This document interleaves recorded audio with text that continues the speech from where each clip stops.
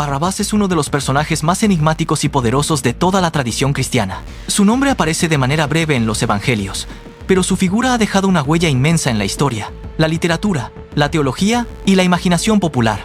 No se trata de un rey, ni de un profeta, ni de un apóstol. Sin embargo, su nombre quedó unido para siempre a uno de los momentos más decisivos de la vida de Jesús de Nazaret, el juicio ante Poncio Pilato. Barrabás dejó de ser solamente un hombre acusado de un crimen para convertirse en un símbolo universal de la culpa, la violencia, la multitud, el perdón y la sustitución. Su historia es corta en los textos sagrados, pero enorme en su significado. Por eso, aunque los evangelios no ofrecen una biografía extensa en el sentido moderno, sí permiten construir una narración completa, profunda y detallada sobre quién pudo ser, qué representó y por qué su nombre ha sobrevivido durante tantos siglos. Para comprender a Barrabás, hay que entrar en el mundo convulso de Judea, en el siglo I. Era una tierra dominada por el Imperio Romano, marcada por tensiones políticas, deseos de liberación, conflictos religiosos y una población que vivía entre la esperanza mesiánica y la represión imperial. Jerusalén era una ciudad sagrada, pero también un lugar de vigilancia, sospecha y miedo. Los romanos mantenían el orden con mano firme y cualquier brote de rebelión era castigado con severidad. En ese ambiente, aparecer como un hombre vinculado a disturbios o insurrecciones no era algo menor. Podía significar años de cárcel, tortura o una muerte pública y ejemplar. Barrabás pertenecía a ese mundo de tensión y peligro. Los evangelios lo presentan como un preso conocido por el pueblo. Ese detalle es muy importante. No era un desconocido cualquiera. Al parecer, su nombre ya circulaba entre la gente. Los relatos lo describen como un hombre que había participado en una insurrección y que había cometido homicidio durante ese levantamiento. San Marcos lo llama un preso con los rebeldes que habían cometido homicidio en la revuelta. San Lucas lo relaciona con una sedición en la ciudad.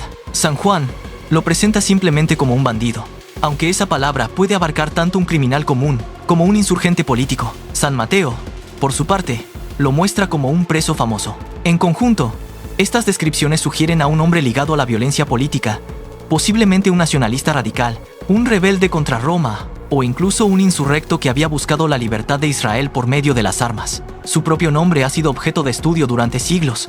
Barrabás puede interpretarse como Hijo del Padre, un significado que ha despertado innumerables lecturas simbólicas. Algunos antiguos manuscritos incluso sugieren la posibilidad de que su nombre completo fuera Jesús Barrabás, lo que habría intensificado todavía más el contraste con Jesús de Nazaret. Dos hombres llamados Jesús, uno asociado a la violencia y otro a la entrega, uno liberado por la multitud, el otro condenado. Uno hijo de un padre humano, el otro hijo del Padre en sentido espiritual. Aunque no todos los textos conservan esa forma, la idea revela hasta qué punto la tradición vio en Barrabás un personaje cargado de simbolismo. Su nombre, más que una simple identificación, parece una pieza de contraste teológico. Si intentamos reconstruir su vida antes del arresto, debemos hacerlo con prudencia, porque los evangelios no dan detalles sobre su infancia, familia o oficio. No sabemos dónde nació, cómo creció ni qué heridas personales lo llevaron al camino de la rebelión. Sin embargo, sí podemos situarlo dentro de una sociedad profundamente desigual. Muchos hombres de Judea vivían bajo la carga de impuestos, ocupación extranjera, humillación política y pobreza. La promesa de un liberador era una esperanza ardiente. Para algunos, la resistencia debía ser espiritual, para otros, militar. Barrabás parece haber pertenecido a esta segunda línea. Posiblemente fue atraído por la idea de que la espada podía acelerar la liberación del pueblo. En ese mundo, un joven apasionado podía pasar fácilmente de la indignación al complot, del resentimiento a la acción violenta, y de la acción violenta al derramamiento de sangre. Su crimen, según la tradición evangélica, lo convirtió en prisionero de Roma. El hecho de que hubiera cometido homicidio en una revuelta indica que no se trataba solo de un ladrón o un delincuente común. Era parte de una crisis política. Tal vez había participado en un levantamiento callejero, en un ataque a la autoridad romana o en una emboscada contra colaboradores del imperio. La muerte que se le atribuye no fue un hecho aislado, sino el resultado de una rebelión sofocada. Es muy probable que Barrabás hubiese sido visto por algunos como un patriota y por otros como un peligroso criminal. Esa ambigüedad ha hecho que su figura resulte tan fascinante. Depende del punto de vista. Para el poder imperial, era un subversivo. Para ciertos sectores del pueblo, podía ser un símbolo de resistencia. Para los evangelistas, era el contraste perfecto frente al camino de Jesús. El momento central de su biografía ocurre durante la Pascua, cuando Jesús de Nazaret es llevado ante Pilato. Los evangelios narran que existía una costumbre de liberar a un preso en esa fiesta, aunque no sabemos con certeza cuánto de histórica o simbólica era esa práctica. Lo importante es el escenario. El gobernador romano, la multitud reunida, las autoridades religiosas presionando, y dos caminos posibles. Uno de ellos era Barrabás, el otro era Jesús. La escena es una de las más dramáticas de toda la historia religiosa. Pilato, según los relatos, no encontraba culpa suficiente en Jesús para condenarlo, pero la presión política y el temor al desorden lo arrastraban hacia una decisión cobarde. Entonces, propuso al pueblo elegir entre ambos prisioneros. Barrabás, que había sido acusado de rebelión y homicidio, se convirtió en el rival indirecto de Jesús. La multitud pidió su liberación, y así ocurrió algo que parece casi insoportable en su profundidad moral. El hombre culpable fue soltado, mientras el inocente fue condenado. La tradición cristiana vio en esto un espejo de la condición humana. El culpable libre, el justo crucificado, el pecador beneficiado por la entrega del inocente. Barrabás, sin pronunciar una sola palabra en los evangelios, quedó para siempre vinculado a esa gran inversión del destino. Es posible imaginar el instante de su liberación. Probablemente estaba encerrado, consciente de que su caso podía terminar en ejecución. Tal vez había escuchado rumores sobre el Galileo que predicaba en el templo y atraía multitudes. Tal vez no sabía nada de él. De pronto, le anuncian que será liberado. Una puerta se abre. Las cadenas caen. El hombre que esperaba la muerte sale de la cárcel mientras otro entra en el camino del sufrimiento. En términos humanos, Barrabás recibió una segunda oportunidad. En términos simbólicos, fue testigo involuntario de una de las mayores paradojas de la fe cristiana: la liberación del culpable y la condena del inocente. Aquí nace la pregunta más profunda de todas. ¿Qué pasó con Barrabás después? Los evangelios no lo dicen. Su historia termina en ese punto, o al menos así parece. Algunos escritores antiguos y modernos han imaginado que se convirtió, que cargó con una culpa insoportable, que siguió a Jesús desde lejos, o que murió arrastrando el recuerdo de aquel intercambio. Otros lo han visto como un hombre que volvió a la violencia y desperdició su libertad. También hay interpretaciones literarias que lo presentan como alguien transformado por la conciencia del sacrificio de Cristo. Pero, estrictamente hablando, la fuente bíblica guarda silencio. Y ese silencio es poderoso. Barrabás vive en la ausencia de un final. Ese silencio ha permitido que su figura sea usada de muchas maneras. En la teología cristiana se convirtió en una imagen de sustitución. El culpable sale libre porque otro toma su lugar. En la predicación moral, Barrabás representa al ser humano que recibe misericordia sin merecerla.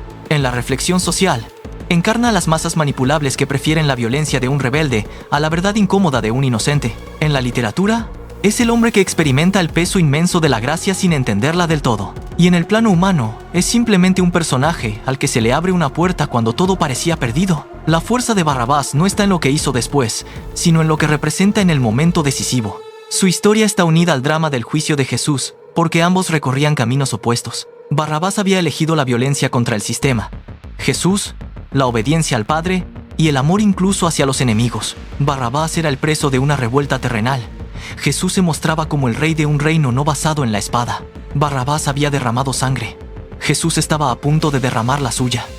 La multitud eligió al primero y rechazó al segundo. Esta elección sigue siendo una de las escenas más trágicas y reveladoras de toda la tradición cristiana. A lo largo de los siglos, teólogos y escritores se han preguntado por el significado de este intercambio. Algunos han visto en Barrabás una figura del pecado humano, liberado por una gracia inmerecida. Otros lo han interpretado como una imagen de la justicia torcida de los sistemas humanos, donde la verdad se sacrifica por conveniencia. También hay quienes lo han relacionado con la idea de que la humanidad, en su estado caído, siempre tiende a escoger lo que parece más inmediato, más ruidoso o más violento, antes que lo que exige conversión y humildad. Barrabás, entonces, ya no es solo un preso de la antigüedad, es una advertencia permanente. La biografía completa de Barrabás, por tanto, no puede limitarse a una ficha histórica. Debe narrarse como una vida breve pero decisiva, marcada por la tensión entre rebeldía, condena y liberación. Fue, con toda probabilidad, un hombre surgido de una Judea herida, donde la opresión imperial y el deseo de libertad podían empujar a muchos hacia la violencia. Participó en una insurrección, provocó muertes, fue apresado y condenado.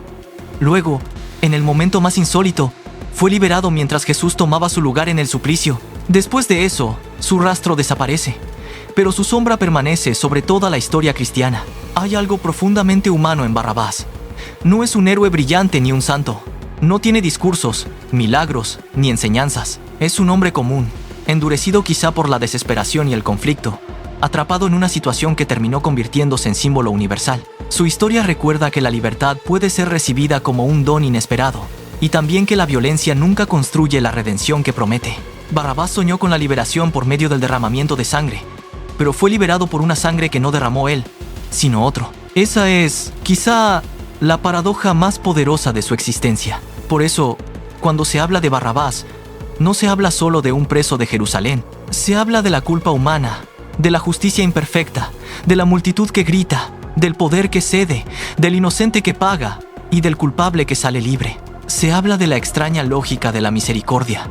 Se habla de una historia breve en palabras, pero inmensa en significado. Barrabás no dejó cartas, no fundó una escuela, no escribió memorias. Sin embargo, su nombre permanece, porque quedó unido para siempre al momento en que el mundo eligió entre la violencia y la verdad, entre la revuelta y el sacrificio, entre la condena de uno y la libertad de otro. Y hasta aquí el video de hoy. Si te gustó, no olvides suscribirte al canal, darle like y activar la campanita para no perderte ninguno de nuestros próximos videos. Nos vemos en el siguiente.